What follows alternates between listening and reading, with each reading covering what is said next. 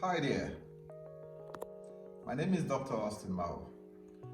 Like you would have noticed by now, if you've been following me on my YouTube channel, you'll see that I am a media scholar. Media and communication is my business. I'm an ethicist, you can say. I've pursued a career in journalism for the past 25 years. I've not only practiced, but I've also taught journalism, and in my PhD in media and journalism. So based on my background, that I am trying to put together a series of lectures that will help us understand better the nature and practice of journalism. To start with, in today's lecture, we are going to be looking at ethics, the nature of ethics, and what ethics is all about. Bearing in mind that the core of journalism is ethics.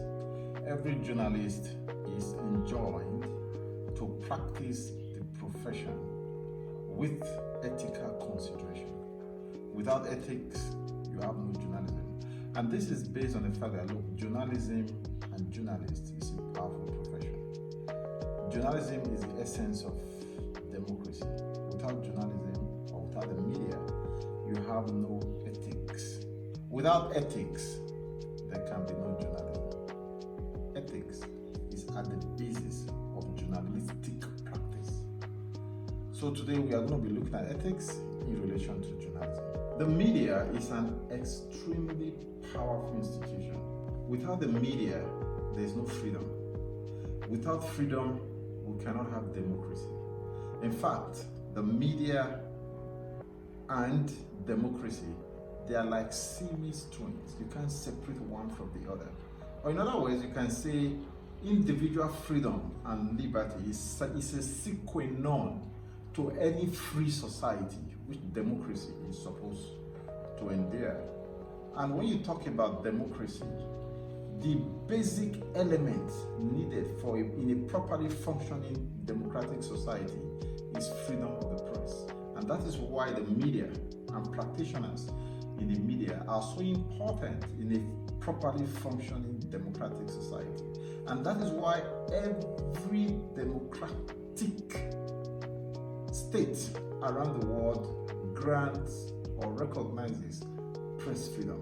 In the Nigerian case, the fundamental sections of the 1999 Constitution as amended that deals with the media is Section 22, which talks about fundamental objective and directive principle of state policy. Section 22, under that section, recognizes the role the media plays in a democratic society like ours, where it states, for instance, that the media and all agencies, Section 22 I'm quoting now, the media and all agencies of mass communication shall at all times, not sometimes, all times, hold government accountable to the people.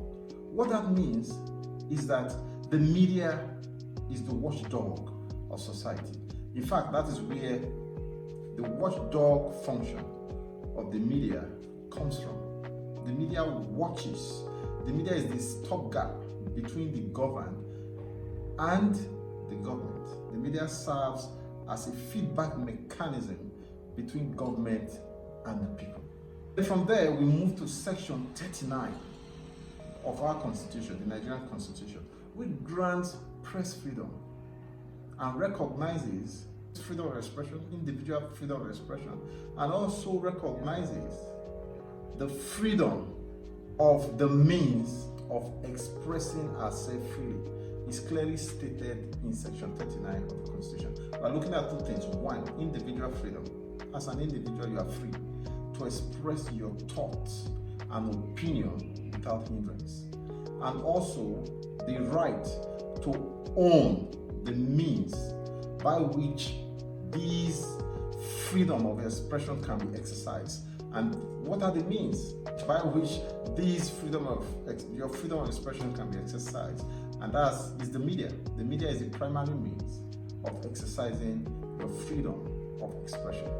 So when you put Section 22 and Section 39 of the Constitution together, you find out that the media is so powerful. In fact, the media is the only profession that is mentioned in our constitution. No other profession is mentioned in the constitution, and no other profession has the power that the media has. Hence, some people call the media the fourth estate of the realm because of the important role the media plays in a democratic society. Normally, there is a traditional tripod of the executive, the legislature, and the judiciary. Now, there's a fourth leg, which is the media, because of the awesome role, the important role the media plays in the society. Hence, you talk of calling the media or identify the media as the fourth estate of the realm, unofficially. It's recognized as such because of the important role it plays in monitoring government on behalf of the governed. Often, I like to give this example.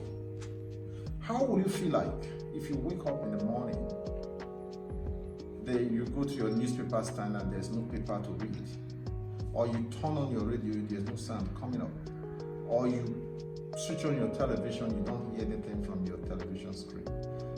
How will you feel? I guess you agree with me that you'll be in the dark. That alone should tell you the role the media plays in informing you, in serving as a feedback mechanism between you and government, in helping you to know how your leaders are leading you, and in helping you to participate fully in the democratic process, knowing who to vote for and who to vote against. That's the important role the media plays in society. However, this role has come under criticism because if the media is identified as the watchdog of society, there's always the recurring question of who watches the watchdog? If the media is the watchdog, who watches this watchdog? Is the media too big on its own to be watched? If the media has put itself and is constitutionally recognized as playing that watchdog function, who watches this watchdog? So that is where the question of ethics in journalism comes into play. In order to establish ethics, we need to be able to answer the question of who watches